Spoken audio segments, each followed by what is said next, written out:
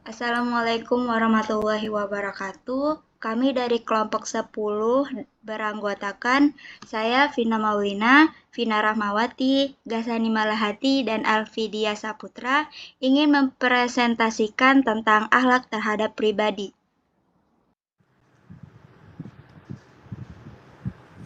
Pengertian akhlak terhadap pribadi. Akhlak menurut Kamus Al-Munajjid adalah budi pekerti, perangkai tingkah laku atau tabiat.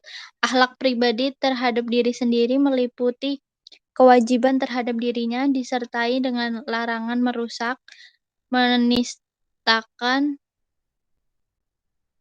dan menganiaya diri sendiri baik secara jasmani maupun secara rohani.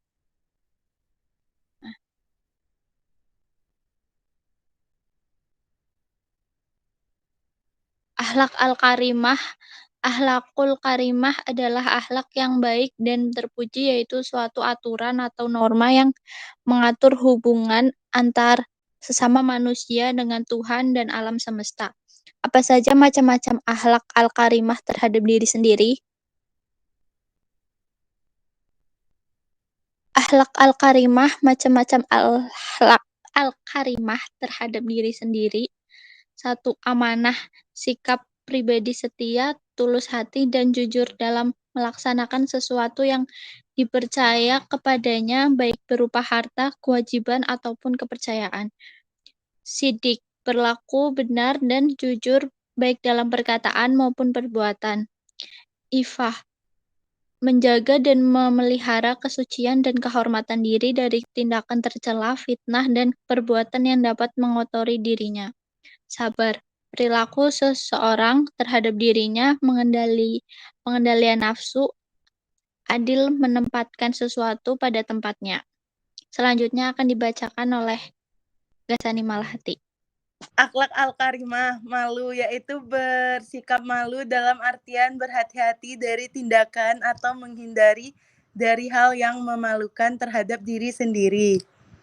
Istiqomah, sikap teguh dalam mempertahankan keimanan dan keislaman dalam menghadapi berbagai macam tantangan dan godaan. Pemaaf, sikap suka memberi maaf terhadap kesalahan orang lain tanpa ada sedikit pun rasa benci dan keinginan untuk membalas atau dendam. Syukur, sikap berterima kasih atas pemberian nikmat Allah yang tidak bisa terhitung banyaknya. Tawadhu, rendah hati, selalu menghargai orang lain serta menjauhkan dari sifat iri dan dengki. Macam-macam akhlak terhadap diri sendiri. Macam-macam akhlak terhadap diri sendiri, akhlak terhadap jasmani. Senantiasa menjaga kebersihan. Seorang muslim harus bersih, suci, badan, pakaian, dan tempat, terutama saat akan melaksanakan sholat dan beribadah kepada Allah. Di samping suci dari kotoran dan juga suci dari hadas. Menjaga makanan dan minuman. Allah Subhanahu wa taala memerintahkan kepada manusia agar makan dan minum dari yang halal dan tidak berlebihan. Sebaiknya sepertiga dari perut untuk makan, sepertiga untuk minum, dan sepertiga untuk udara. Allah Subhanahu wa taala berfirman, artinya, maka makanlah yang halal lagi baik dari rezeki yang telah diberikan Allah kepadamu, dan syukuri nikmat Allah jika kamu hanya kepadanya saja menyembah. Surah An-Nahl 114. Menjaga kesehatan. Menjaga kesehatan seorang muslim adalah wajib dan merupakan bagian dari ibadah kepada Allah Subhanahu wa taala. Orang mukmin yang kuat lebih baik dan lebih dicintai Allah Subhanahu wa taala daripada mukmin yang lemah.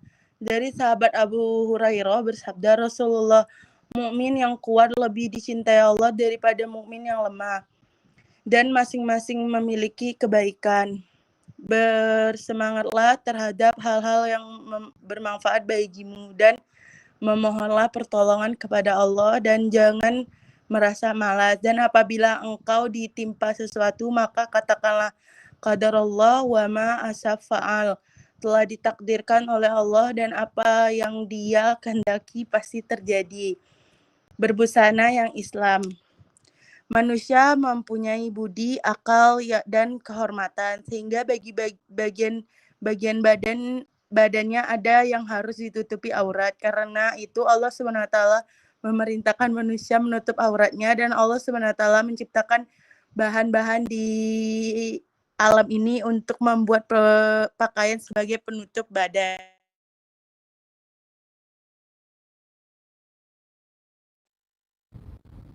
Akhlak terhadap akal. 1.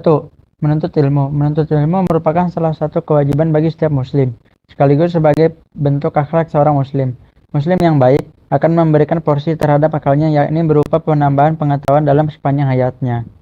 2. Mengajarkan ilmu pada orang lain, termasuk akhlak muslim terhadap akalnya, adalah menyampaikan atau mengajarkan apa yang dimilikinya orang-orang yang membutuhkan ilmunya. Firman Allah SWT yang artinya, dan kami tidak akan mengutus sebelum kamu, kecuali orang-orang lelaki yang kami beri wahyu kepada mereka.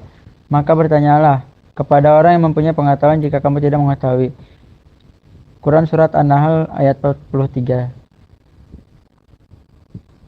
3. Mengamalkan ilmu dalam kehidupan di antara tuntutan dan sekaligus akhlak terhadap akalnya adalah merealisasikan ilmunya dalam alam nyata, karena akan berdosa seorang yang memiliki ilmu namun tidak mengamalkannya.